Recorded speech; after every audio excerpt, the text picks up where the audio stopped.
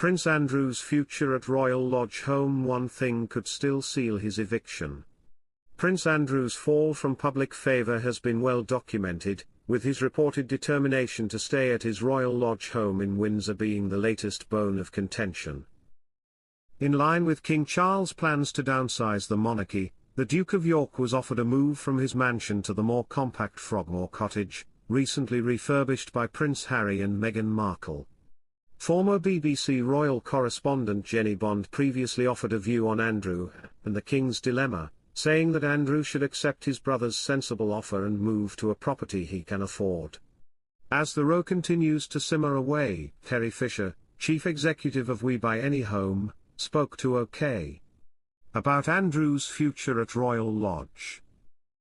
Hello viewers, please remember to subscribe and click on the notifications bell icon, so you will be notified whenever we upload new cookies about the British royal family.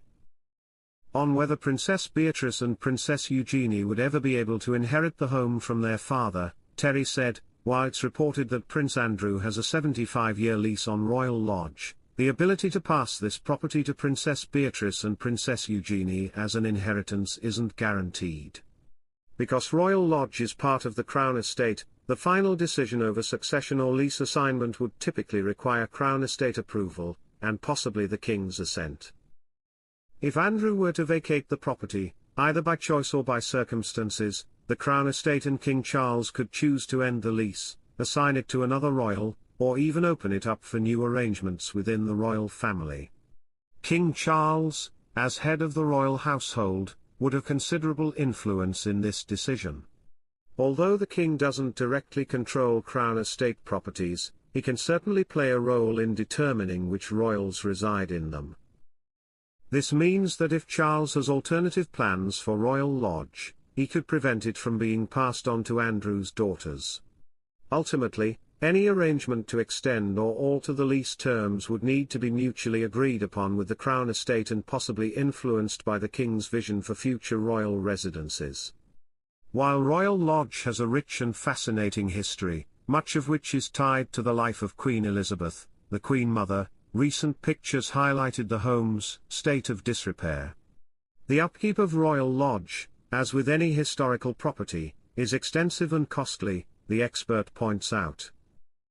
Historic estates demand ongoing repairs, climate control, and specialized care to address inevitable wear, all of which are costly and time-consuming. Without the financial backing previously afforded to working royals, Andrew could find these costs a growing strain. And, as we've seen in recent photos, neglecting issues like damp or structural wear can lead to worsening problems and higher costs down the line. Then, referring to how renegotiations if the he fails in its upkeep could seal Andrew's fate, Terry adds, the Crown Estate may expect Royal Lodge to remain in a condition befitting its heritage status, so failing to meet these standards could lead to interventions, possibly even lease renegotiations if the property's preservation comes into question. As for what the future has in store for the royal residence, it is clear that King Charles will have the final say. Given the property's connection to the Crown Estate, King Charles could indeed influence whether Royal Lodge passes to Princess Beatrice and Princess Eugenie, Terry explains. While Andrew may wish for his daughters to inherit the lease, the final say over who occupies Crown properties often involves the monarch's guidance or approval. Charles has a strategic view on royal residences, and if his vision doesn't align with Andrew's wishes, he could recommend the Crown Estate consider alternative uses or residence.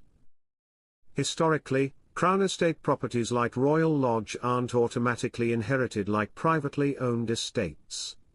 If Charles envisions Royal Lodge serving a different purpose within the family, he could effectively block the transfer by aligning with Crown Estate protocols. In this way, while Andrew holds the lease, the ultimate decision-making rests with the Crown Estate and the monarchy, making future residency decisions largely dependent on the royal family's needs and vision at the time.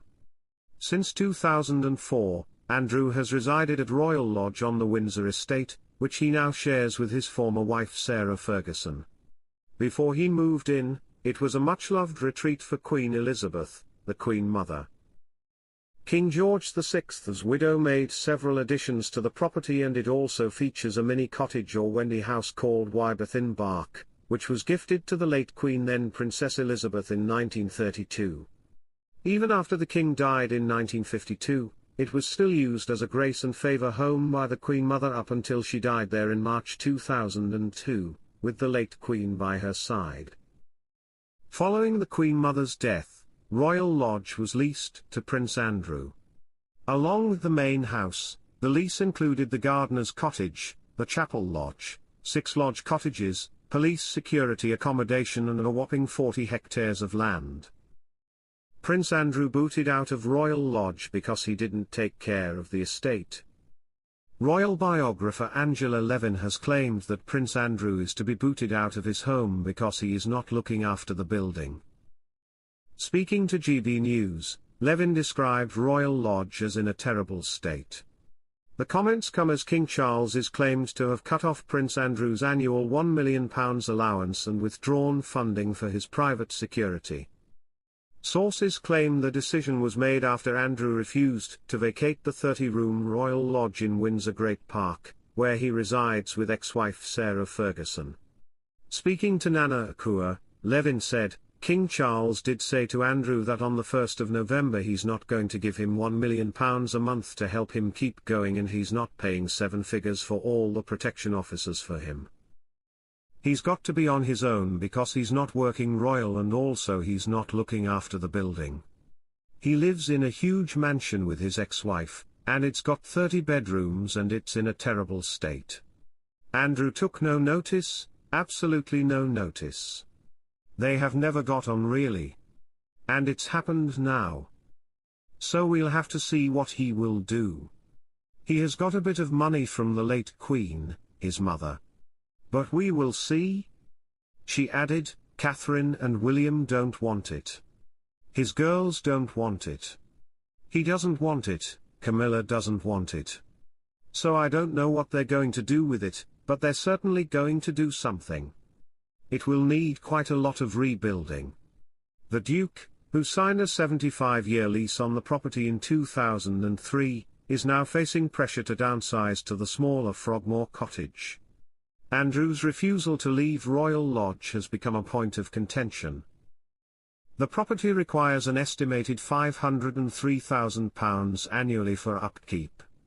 Despite pressure to relocate to Frogmore Cottage, the former home of Prince Harry and Meghan Markle, Andrew has dug his heels in, as described by broadcaster Helena Chard.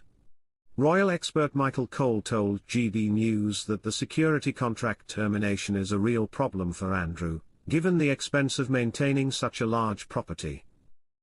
Prince Andrew's royal return, halted before it gets off the ground as he'd fail vetting process. Thanks for watching. Please don't forget to like this video and drop comments, and most importantly don't forget to subscribe and hit the notification bell so you don't miss anything.